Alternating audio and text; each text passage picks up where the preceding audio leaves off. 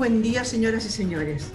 Hoy día vamos a conversar de un tema que ya hace rato que viene dando vuelta y que la verdad es que yo no sé si a nivel casero, llamémosle, lo entendemos realmente y si no son solamente cosas de los científicos. Hoy día vamos a conversar con don Alex Godoy Faúndez. Él es magíster y doctor en Ciencias de la Ingeniería, Convención en Química y Bioprocesos y es el director del Centro de Investigación y Sustentabilidad y de Recursos de la Facultad de Ingeniería de la Universidad del Desarrollo. ¿Cómo está usted, Alex? Muy buen día. Muchas gracias por recibirnos. Hola, ¿cómo están ustedes? Un honor estar aquí, gracias por la invitación. Oiga, partamos con decir a las personas, porque yo he dicho que es un tema que no sé si lo entendemos, si lo sabemos, si solamente lo escuchamos y damos vuelta, no lo entendemos mucho. Partamos diciendo que el tema para el cual yo le convoqué es hablar de la eficiencia energética. Cuénteme un poquito de qué se trata la eficiencia energética. ¿Es solamente apagar la luz de cuando yo salgo de una habitación? No, es una buena pregunta, fíjate, porque primero confundimos energía con electricidad, que son cosas muy distintas. De hecho, la gente dice la energía eléctrica como si fuese, es decir, es energía, pero siempre la gente homologa energía a electricidad y eso no es, digamos. Ujú.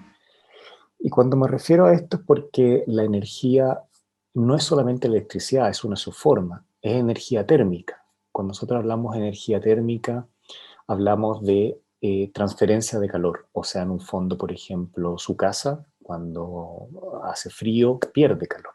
¿Ya? Entonces, cuando uno hace una casa eficiente térmicamente, que para todos los que están escuchando es como algo tan simple como aislar ventanas, el termopanel en el caso de que es mucho más caro, en el caso más antiguo es el visillo con la cortina que permite reducir las pérdidas térmicas de la casa.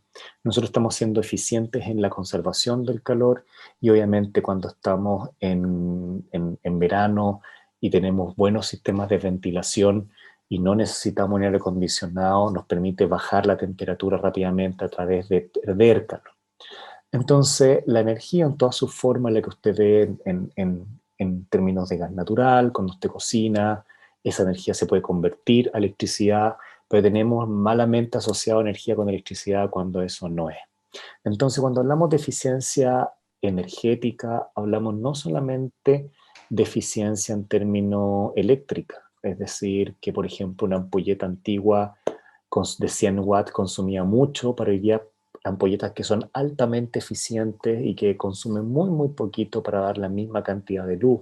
Hablamos de una cocina que sea eficiente, que en un fondo tú puedas cocinar tranquilamente con es decir, el menor consumo de gas por las horas que estás cocinando, por ejemplo, hasta sistemas que pueden ser industriales, en los cuales hablamos de reducir pérdidas térmicas en industria, en motores, en aislación, en sistemas de construcción, etcétera. Los conceptos funcionan para todo. Perfecto. O sea, no es solamente, ya me quedó clarísimo, no es solamente apagar la ampolleta cuando yo salí de una habitación, sino que también está asociada a lo mejor a, no sé, a motores, dijiste tú, por lo tanto, también puede ser a vehículos, asociada no solamente al calor, al frío, sino que a la obtención de esa energía. Más que la obtención, es en el cómo lo usamos. Es como a nadie se le ocurriría en invierno, por ejemplo, tener un sistema de calefacción que puede ser eléctrico o una estufa y tener las ventanas abiertas. Ujú. Entonces la eficiencia energética tiene que ver con el uso de la energía, cómo conservamos la Ya. energía cuando queremos retenerla o cómo queremos que se disipe rápidamente, por ejemplo, cuando hace más calor. Entonces, por ejemplo, usualmente en casas, en viviendas, en edificaciones, las viviendas ya tienen una capacidad térmica, entonces uno las va aislando.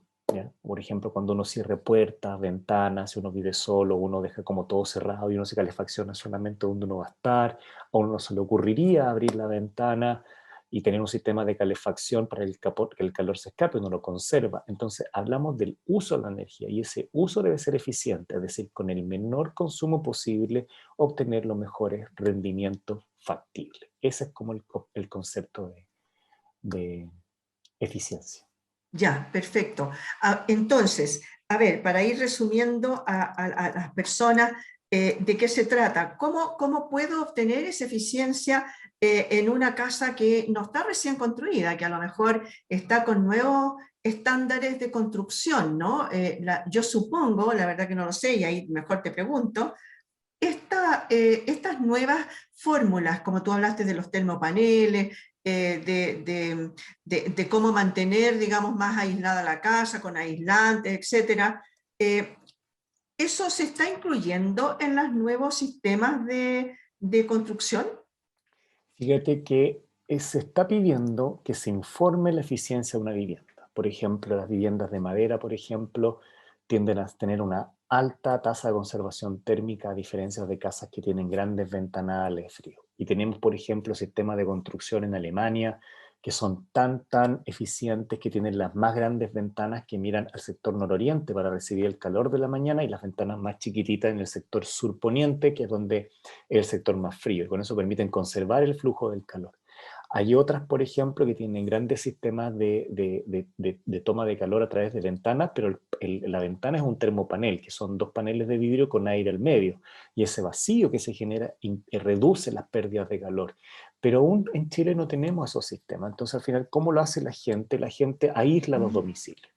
¿Y qué significa aislar los domicilios? Por ejemplo, la eficiencia térmica en el caso domiciliario parte primero por abrigarse bien. O sea, la Claro. temperatura, fíjate, de confort, que como promedio que uno calcula son 22 grados. Entonces, si tu casa tiene menos esa temperatura, lo primero que uno hace es abrigarse y después lo que uno hace es empezar a elevar la temperatura con un sistema de calefacción que permita llegar a esa temperatura de confort. Hay obviamente sistemas de calefacción limpios o sucios que podemos discutir, como por ejemplo la parafina o la caldera, digamos, a petróleo, a diésel que tienen muchas casas, son mucho más sucios, pero está por ejemplo la calefacción eléctrica. Ujú. Entonces, y fíjate que antiguamente nuestras abuelitas que hacían estos diseños de cortinas, que ponían un visillo y una cortina, eran Ujú. sistemas rudimentarios, pero siguen siendo sistemas altamente eficientes para reducir la pérdida térmica o en buen chileno, que el calor se vaya por una ventana. Ujú. Por ejemplo, no apegar, esto las abuelitas las sabían, no apegar los muebles a las paredes, por ejemplo, cuando las paredes son las que tienen la menor temperatura, etcétera, etcétera, o disponer incluso la disposición de los muebles de casa o los lugares de casa donde llega más temperatura o menor temperatura. Entonces, eso es como lo mínimo que hay. Y después que tú logras eso, que es lo básico, que es reducir las pérdidas térmicas, viene ya el sistema de calefacción o sistema más bien en frío, ya sea para enfriamiento, etcétera. Ahora, tú me decías recién que si bien es cierto, la eficiencia energética se mide en cuanto al uso de la energía y no a la obtención de la energía, resulta que uno de los combustibles, digamos, que más se usa acá en Chile, por lo menos, es el tema de la parafina. Amén del tema de la leña, que sabemos la Sí. polución que segrega, ¿no? Ahora, ¿qué pasa con el tema de la energía eléctrica? Porque en Chile es súper caro mantener, por ejemplo, una calefacción, una casa calefaccionada con energía eléctrica. Eh, a ver, sí y no. O sea, ¿Ya? una casa, por ejemplo, que tú logras reducir sus pérdidas térmicas, que la logras aislar con visillo, etcétera, Ujú. va a consumir menos energía que una casa que tú no aíslas. Perfecto. Por lo tanto, dos casas iguales podrían consumir energía de forma completamente distinta si tú eres eficiente o no eficiente en el uso. ¿Ya? Entonces, el consumo de energía de electricidad, hoy día los dispositivos existentes no son para calefaccionar grandes espacios. Entonces, por ejemplo, la gente que trata de calefaccionar un living y un comedor, con una calefacción eléctrica cuando no está hecho para eso, está hecho para, o sea, esos radiadores eléctricos son para espacios mucho más reducidos, son mucho más eficientes en espacios reducidos y además que están bien aislados. Entonces, tu pregunta tiene dos aristas. Una es, ¿cuánto logramos reducir estas pérdidas? Va a condicionar cuánto es lo que yo voy a gastar para calefaccionarme o por el contrario en verano para poder ventilar la casa efectivamente. Ya, en ese caso, por ejemplo, los aires acondicionados, no el aire que solo enfría, sino que aquel que enfría y también puede ser con calor, son los más eficientes hoy día, estos split que se ponen en las casas en distintos lugares. Depende, hay mucho hoy día, por lo menos los proveedores te están dando visiones con qué podría ser lo más eficiente. ¿Ya? Depende. Por ejemplo, antiguamente los sistemas altamente eficientes en términos de energía eran las bombas de calor, estos split, etc. Ujú. Si yo tengo una bomba de calor, consume electricidad. Entonces, si tengo que calefaccionar o enfriar una gran área de la casa, que obviamente está mal aislada, voy a consumir más energía eléctrica que si estuviese bien aislada. Eso es lo primero. Y después es el tipo de energía. Y esa energía hoy día puede ser, por ejemplo, solar. Uno puede tener paneles solares y ahí casi es costo cero. Claro, Entonces, en ese sentido, responder tu pregunta es, primero lo que uno tiene que preguntar a la gente es, ¿qué es lo que yo quiero hacer con la energía? Si me quiero calefaccionar o no. ¿Cuáles son los sitios que son más, eh, como más recurrentes para poder calefaccionar? Usualmente, no sé, pues uno tiene living comedor, pero hay gente que no come en el living comedor y a veces solamente es para la gente que espera visita, no, como hay gente que vive en el living comedor. O sea, cuando tú tienes una casa en Maipú, por ejemplo, una casa en Maipú pequeña, debe tener aproximadamente 60 metros cuadrados, la gente está en el living comedor y usualmente ve televisión, come, no, exacto. Por lo tanto, ese debería ser el principal lugar para calefaccionar. Y lo otro son las piezas. ¿Ya? claro. Y los espacios son más pequeños. Entonces, en ese caso, como son espacios más pequeños, la calefacción debiera ser un poco más limpia y tratar de ser un poco más robusta. Para espacios más grandes es distinto, porque estamos hablando de que podría ser un ventilador perfecto, pero debería ser un ventilador, por ejemplo, altamente eficiente. ¿Ya? Por ejemplo, algo que la gente nadie entiende. La idea es que a mí hay algunas estufas que son con calefactores y que además recirculan el aire. Eso, por ejemplo, es bastante eficiente desde el punto de vista de un dispositivo. Porque antiguamente el problema que tiene una estufa normal de parafina o una estufa eléctrica es que tú tienes que acercarte al foco. Claro, Entonces, en la otra esquina de la habitación está frío, en la esquina donde está la calefacción está mucho más caliente o de mayor temperatura. En cambio, estas que recirculan el aire, lo que permiten es hacer que todo el aire de la pieza, que al final de eso depende de la temperatura, obtenga una temperatura más alta. Entonces, cualquier sistema de calefacción que te permita recircular el aire va a ser mucho más eficiente porque esa temperatura va a ser más alta. ¿Cuál es el problema de las estufas estas que recirculan y no tienen termostato que pueden estar calentando todo el rato y tú tienes que apagarla? Usualmente, ¿qué es lo recomendable? Ojalá poder acceder a un dispositivo en el cual permita recircular el aire para que todo el aire de la pieza se tempere, como dice uno, ¿ya? Y después que se tempere, se corte. Entonces, esas son altamente eficientes porque solamente van a gastar energía para alcanzar la temperatura y después se apagan. Y no como estos sistemas que están prendidos 24 horas o todas las horas que tú tienes que pasar. Hay, ¿cómo se llama? Estufas a gas que no tienen termostato, entonces están todo el rato gastando energía claro. independiente que se haya alcanzado temperatura. De hecho, está la paradoja que muchas casas alcanzan temperatura y se está muy caliente y la apagan o abren las ventanas y eso es Mm. ineficiente. Si los equipos pueden tener termostato, pueden ser buenas aproximaciones para eso. Cuéntame una cosa, si una persona quiere invertir, porque tú dijiste varias cositas entre medio que yo te quiero preguntar. Una es, por ejemplo, el tema de que yo insisto en el tema de la obtención de la energía. ¿A qué me refiero? A que cada una de las casas, por ejemplo, pudiera tener muchos paneles solares, ya sea para calentar el agua o para hacer uso de la energía, de la energía eléctrica, me refiero, ¿no? Otra cosa ya es lo que la obtención de la energía a nivel país, en el sentido de que no tengamos que usar solamente o la leña o algunos combustibles fósiles o diésel o lo que sea, sino que empezar a masificar el tema, por ejemplo, de la obtención de la energía eólica, ¿no? Eh, no sé, ¿qué te parece a ti si cada uno de nosotros debiera tener algún tipo de sistema de obtención de nuestra propia energía para gastarla, digamos, en nuestra propia casa? ¿Y cuáles son en ese caso tus recomendaciones para invertir, ya sea en esto, en poder mantener una eficiencia o en cuanto a nuevos aparatos a comprar?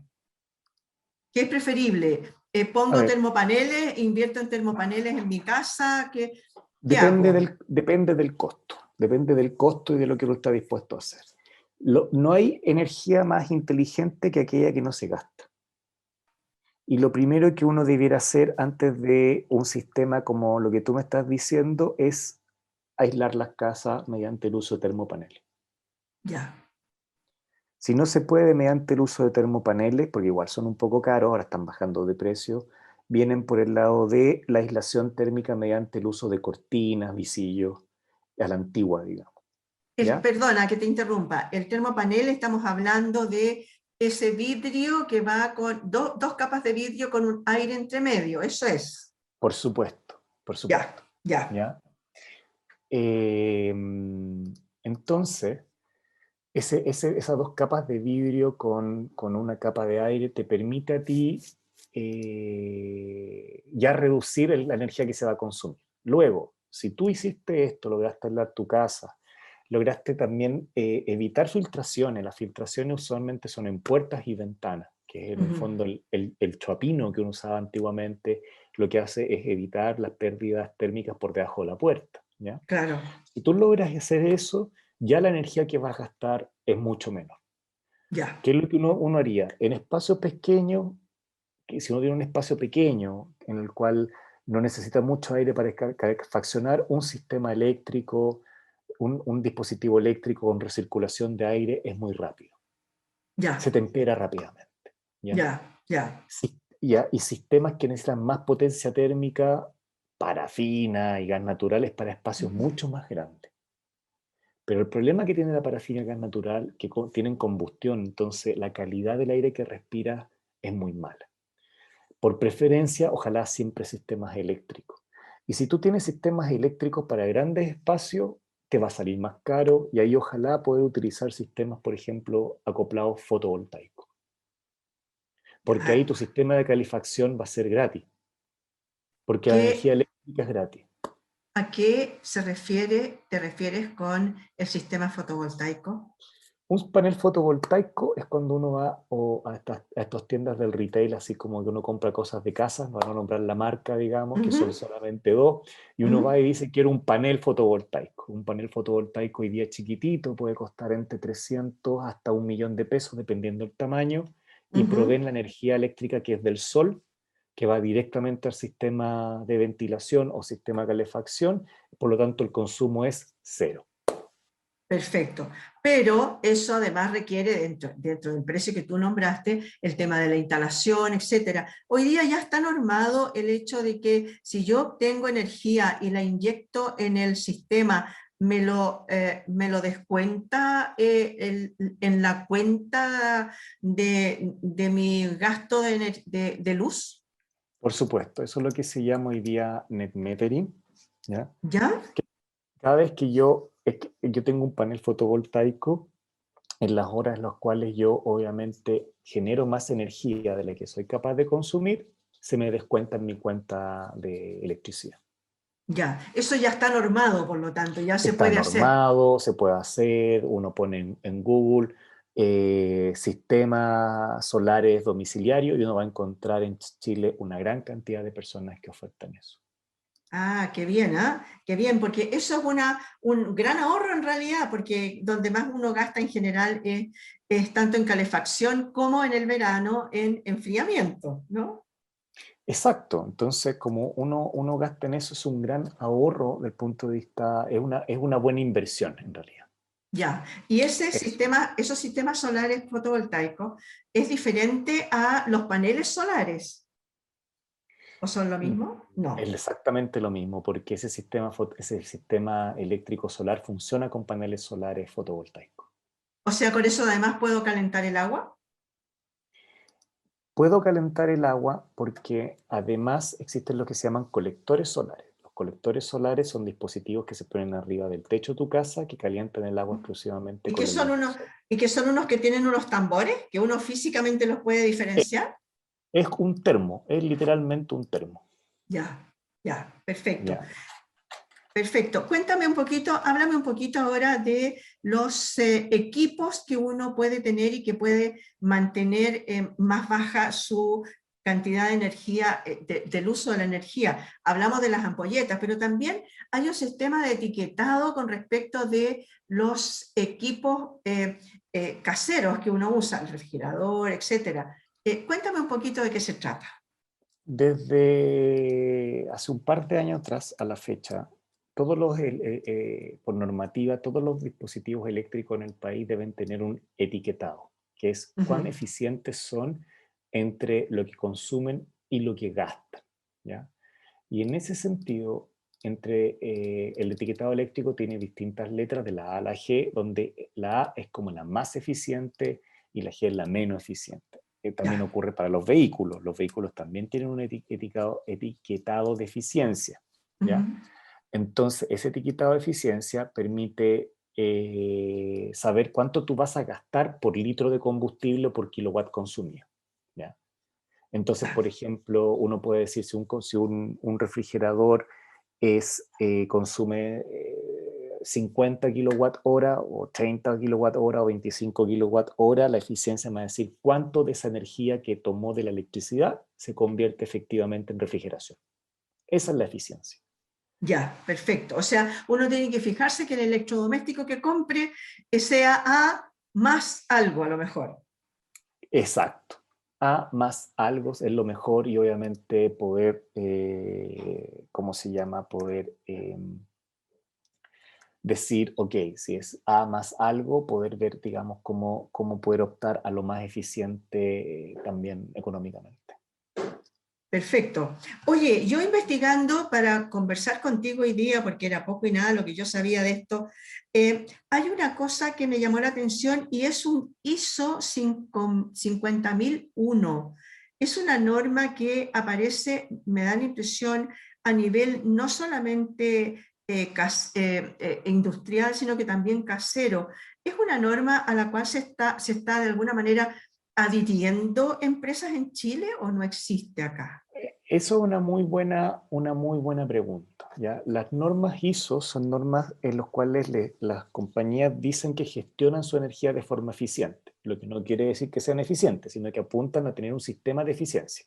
Ujú. Las normas ISO internacionales más conocidas, en realidad son estándares de calidad. Esos estándares de Ujú. calidad, por ejemplo, como la ISO de calidad o la ISO 14000 en gestión ambiental o la ISO 26000, son exclusivamente un conducto de procedimiento para poder ponderar que uno está haciendo las cosas de forma estructurada, ¿ya?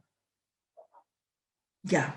Entonces, esta norma 55.000 es una normativa, o sea, perdón, es un procedimiento Ujú. aceptado internacionalmente en el cual nos hemos puesto de acuerdo para poder decir, ok, si yo estoy haciendo eficiencia energética, estos son los pasos que yo debiera involucrar para poder gestionar eficientemente la energía. Oye, y eso de alguna manera, no sé si el Ministerio de Energía o quien sea el responsable ulterior, digamos, del tema, está fijándose en que las industrias estén asociándose a estos estándares de calidad. A ver, el tema de una normativa Ok. de eficiencia es voluntario y es por Ah, parte de la perfecto. empresa. Pero Ya. sí, el ministerio tiene incentivo a la creación de planes y programas porque al final esa eficiencia energética se reduce en la reducción de costos para las empresas, así que en un fondo usualmente se incentivan, se trabajan con ellos y de hecho hay una agencia de eficiencia energética y sostenibilidad que hoy día permite ayudar a aquellos que quieren transitar en estos procesos, obviamente, a que las empresas sean eficientes energéticamente. Ya, me parece. O sea, en realidad hoy día está a la buena voluntad de lo que quiera la empresa, si bien existan estos incentivos, como dices tú. Y a nivel casero, hay incentivos porque yo sé, por ejemplo, que en algún minuto llamaron a que uno se podía inscribir para que te pagaran, te subsidiaran un sistema casero. ¿Tú sabes algo de eso? ¿Ha funcionado o no? ¿Cómo? ¿No? ¿Me puedes repetir la pregunta? No. Mira, lo que pasa es que en algún momento, yo creo que hace un poco antes de la pandemia, apareció una fórmula en el que las personas individuales, naturales, podían incluirse en una especie de subsidio que daban para que tú instalaras estos servicios en tu casa y en vez de costarte, por decirte, no sé, 1.000.000 de pesos, te iba a salir 400.000 pesos porque el resto te lo pagaba el Estado. ¿Tú sabes si eso siguió funcionando? ¿Anduvo o no anduvo? Anduvo, se utilizaron durante un tiempo, pero después las necesidades han ido haciendo que existan otro tipo de programas. Pero sí, hubo un programa de gobierno que permitió la eficiencia energética a nivel domiciliario. Hoy día, por ejemplo, hay un programa muy nuevo que es el subsidio a la energía solar en ciertos tramos de precios de vivienda. Entonces, personas, por ejemplo, de hecho, hay mucho más subsidio para viviendas mucho más baratas y obviamente el subsidio va disminuyendo en la medida que es mucho más cara. ¿Ya? Claro, Y eso sí existe hoy día a nivel pero para viviendas nuevas, para viviendas que están recién No, construidas, ¿no? también puede ser para Ah, viviendas ya, construidas. ya. De hecho, está hecho para viviendas construidas, no para viviendas nuevas. Sí, pues porque en realidad las viviendas más antiguas, digamos, son las que tienen más deficiencias en este sentido, ¿no? Claro, claro. Y de hecho también las nuevas. Lo que pasa es que las nuevas tienen que hacer el esfuerzo tiene que hacerlo la empresa, digamos. Oye, una pregunta que no tiene mucho que ver contigo, pero no sé si con el tema. ¿Qué significa que tú seas magíster en convención en química y bioprocesos? ¿Qué son los bioprocesos? Los procesos hay muchos procesos que son procesos químicos, pero hay procesos biológicos que nosotros podemos emular en laboratorio. Por ejemplo, aunque tú no lo creas, la producción de vino, la fermentación, los procesos los cuales a veces producimos antibióticos, la misma vacuna que se produce en reactores químicos y se produce gracias a los ¿cómo se llama? A levaduras u otro tipo de elementos biológicos. Cuando producimos vacunas, utilizamos o levadura o utilizamos Ujú. células para producir las vacunas, es un proceso biológico, pero dentro de un proceso mucho más grande industrial. Ah, perfecto, me quedó clarísimo. Alex, 1.000.000 de gracias por haber estado hoy día con nosotros. No, gracias a ustedes y feliz de volver cuando realmente tú lo consideres. Oye, fantástico. Hablamos hoy día con Alex Godoy Faúndez. Él es magíster y doctor en Ciencias de la Ingeniería, con mención en Química y Bioprocesos, y es el director del Centro de Investigación en Sustentabilidad de Recursos de la Facultad de Ingeniería de la Universidad del Desarrollo. Muchas gracias por haber estado con nosotros y ustedes, muchas gracias, señoras y señores, por haber estado también con nosotros. Esto fue En Tiempos de Coronavirus.